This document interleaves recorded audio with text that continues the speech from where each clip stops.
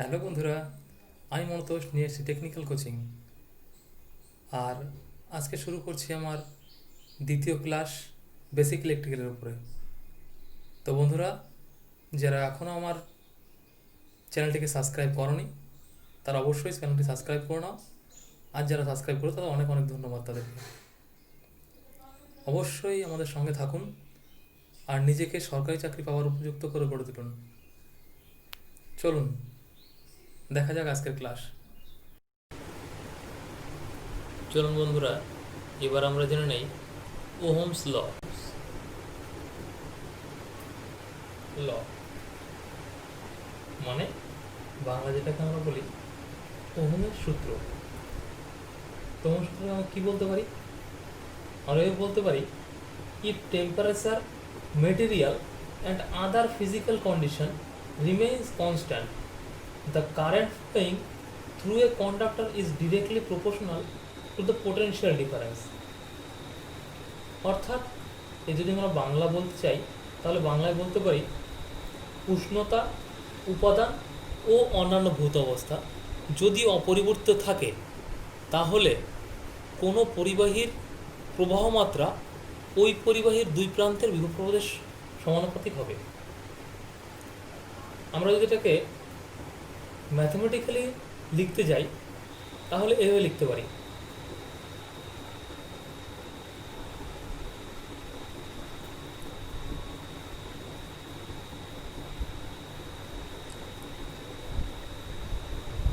কোনো পরিবাহীর প্রবাহ মাত্রা ওই পরিবাহীর দুই প্রান্ত বিভব পদের সঙ্গে সমানুপাতিক হবে। তাহলে বিভব পদার্থে কী বলি আমরা? ভি।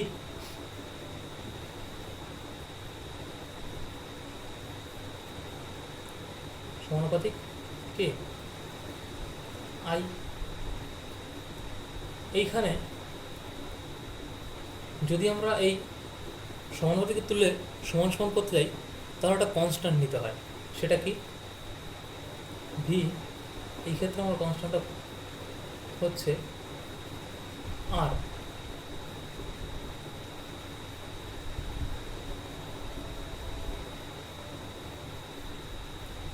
অর্থাৎ V is equal to I R, মানে ভোল্টেজ সমান সমান কারেন্ট এবং রেজিস্ট্যান্সের গুণফল। আমরা যে ওহমস ল পড়ছি এখানে ওহমসের লয়ের কটা কন্ডিশন আছে, সেই কন্ডিশনগুলো আমাদেরকে জেনে নিতে হবে। কন্ডিশনগুলো হলো, Ohm's law can be applied either to the entire circuit or part of a circuit. অর্থাৎ ওহমস ল একটা সম্পূর্ণ সার্কিটে অথবা একটা সার্কিটের পার্টে কাজ করতে পারে। এটা হলো আমাদের প্রথম কন্ডিশন বা শর্ত। দ্বিতীয় শর্ত কি?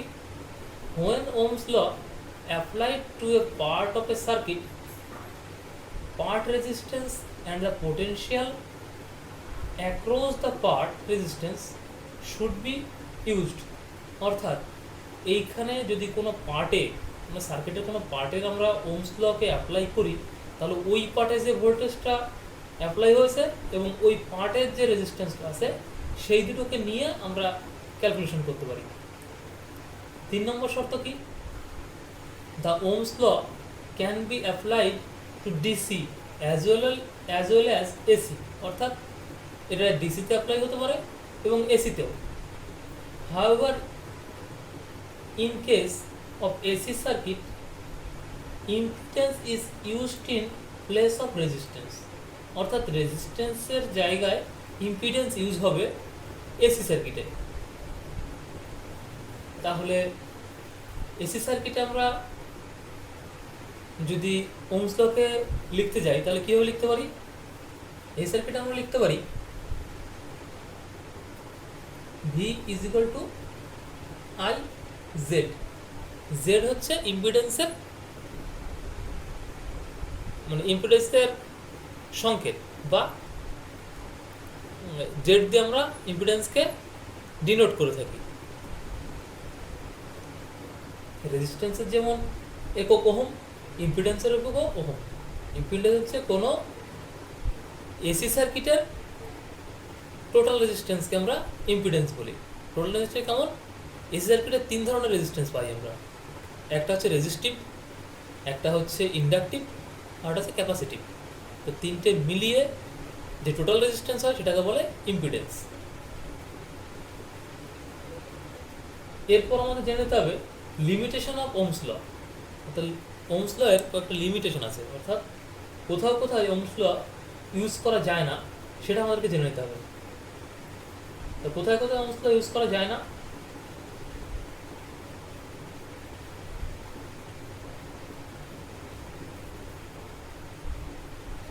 ফর ইলেকট্রোলাইজ হোয়ার, এবার আমরা দেখে নেব কোথায় কোথায় ওহমস ল অ্যাপ্লাই করা যায় না। 1 নম্বরে দেখুন, যেসব ধাতু কারেন্ট ফ্লো করলে গরম হয় সেখানে ওহমস ল অ্যাপ্লাই করা যায় না। 2 নম্বরে ভ্যাকুয়াম টিউব রেশিও ভালভ, অর্থাৎ এখন যেখানে আপনারা আইসি দেখছেন অথবা ট্রানজিস্টর দেখছেন, আগে সেখানে ভ্যাকুয়াম টিউব ইউজ করা হতো।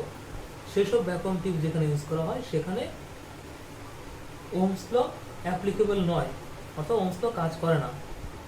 তৃতীয়ত গ্যাস ফিল্ড টিউব, যেসব টিউবে গ্যাস ফিল করা থাকে এবং যেখানে কারেন্ট প্রবাহিত হলে আয়ন উৎপন্ন হয়, সেই সব টিউবে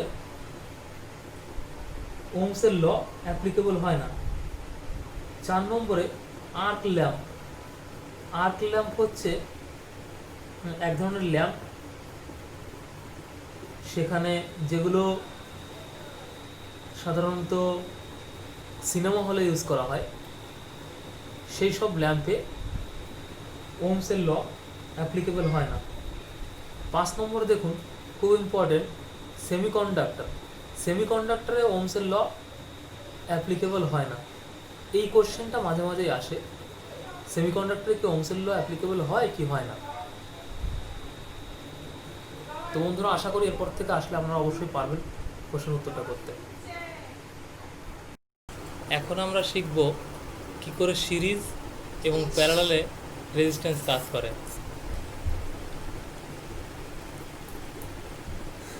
এখানে যদি প্রথম আমরা সিরিজের জন্য দেখব,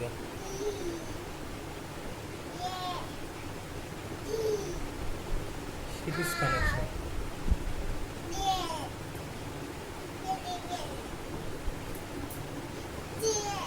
সিরিজ কানেকশন, সিরিজ কানেকশন কেমন হয় সেটাকে দেখি একবার।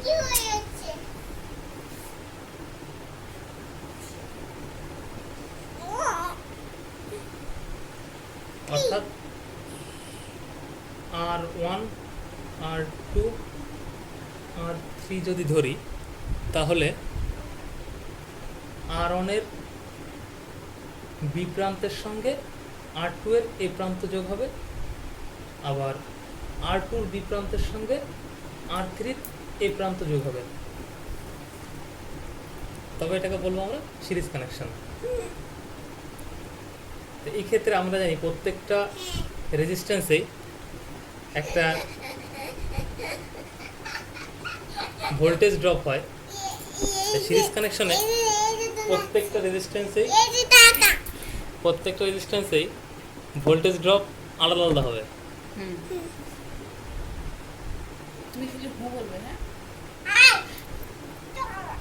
যদি এইখান থেকে এই ভোল্টেজটা ধরি V1, এখান থেকে V2 এবং এটা V3, আর টোটালটা ক্যাপিটাল V, তাহলে আমরা লিখতে পারি V is equal to V1 plus V2 plus V3। আমরা জানি according to Ohm's law V is equal to কি? V is equal to কি হয়? IR হয়। IR is equal to IR1 plus IR2 plus IR3 তাহলে এখানে কি হলো, আমরা কি জানি series কানেকশনে I is equal to I1 is equal to I2 is equal to I3। অতএব কি লিখতে পারি এখান থেকে আমরা, IR is equal to, এই আইটাকে যদি আমরা কমন নিই তাহলে R1 plus R2 plus R3। অতএব এই আই আর ক্যাপিটাল আই যদি মান সমান হয় তাহলে এই দুটো আমরা কেটে দিতে পারি। এখানে কি দাঁড়াচ্ছে, ক্যাপিটাল আর সমান সমান small R1 plus small R2 plus small R3। এটা হচ্ছে সিরিজ কানেকশনের সূত্র। অতএব R is equal to R1 plus R2 plus R3 in series connection। Thank you. চলুন বন্ধুরা, এবার দেখে নেওয়া যাক কতগুলো রেজিস্ট্যান্স যদি প্যারালালে থাকে তাহলে তার ইকুইভ্যালেন্ট রেজিস্ট্যান্স আমরা কী করে বের করতে পারি। তার আগে আমরা দেখব, চলুন প্যারালাল রেজিস্ট্যান্স।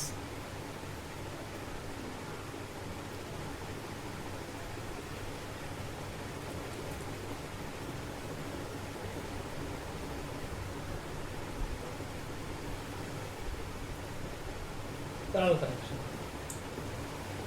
প্যারালাল কানেকশন আমরা কী করে বুঝবো কোনটাকে প্যারালাল কানেকশন বলে। প্যারালাল কানেকশন বুঝতে হলে আমরা দেখব রেজিস্ট্যান্সগুলো ঠিক কীভাবে কানেকশন করা আছে একটা অপরটার সঙ্গে। যদি আমরা দেখি, ধরে নিলাম এটা স্মল R1, এটা স্মল R2 আর এটা স্মল R3।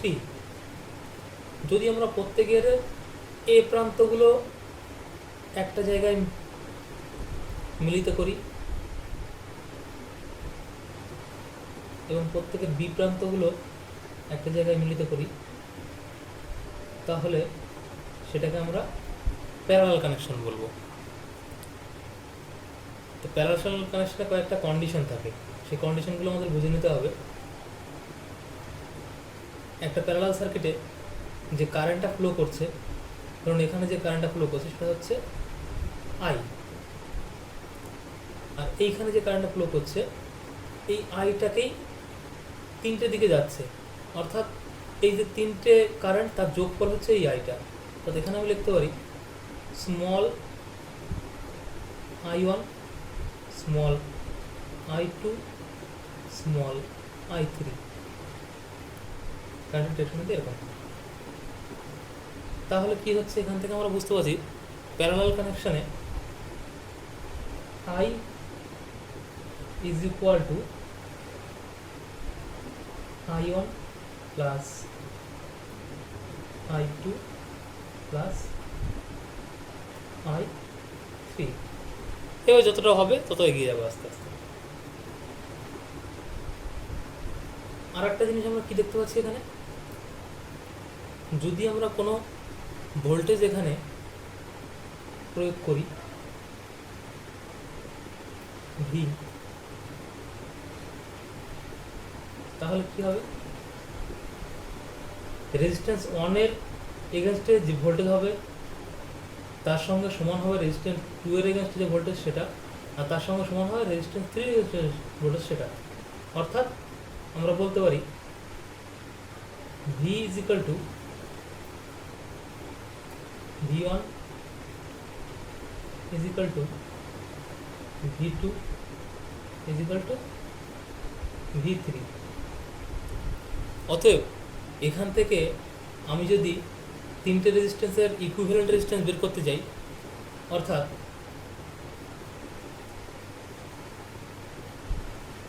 আর বের করতে যাই, আর ইকিউ মানে হচ্ছে ইকুইভ্যালেন্ট রেজিস্ট্যান্স।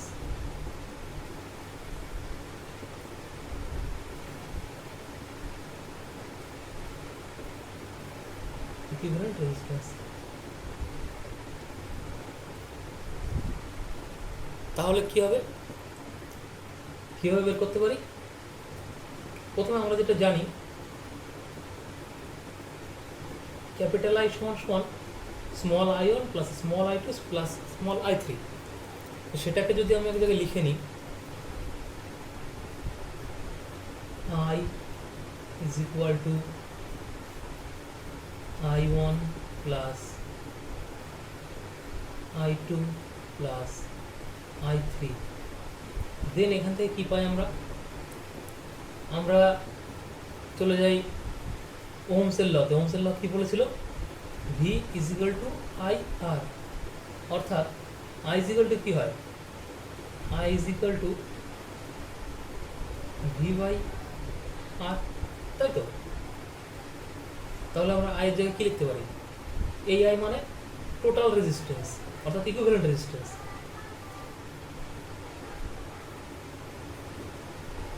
এর বদলে আমরা লিখতে পারি V by R ইকুইভ্যালেন্ট সমান সমান স্মল আই এর বদলে কি লিখতে পারি? Small V1 divided by small r1 plus small v2 by small r2 plus small v3 by small r3।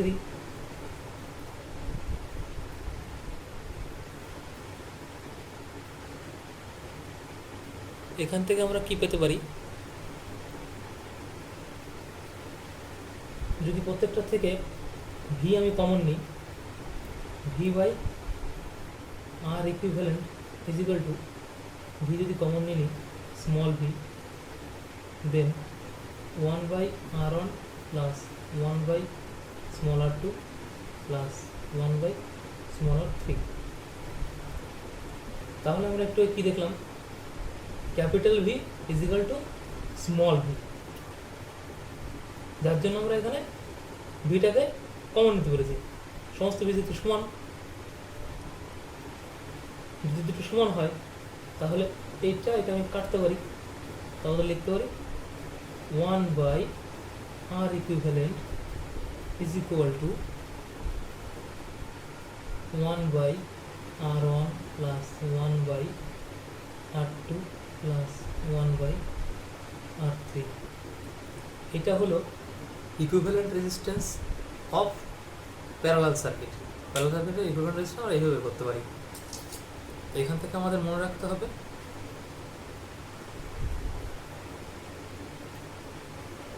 এই সূত্রটা।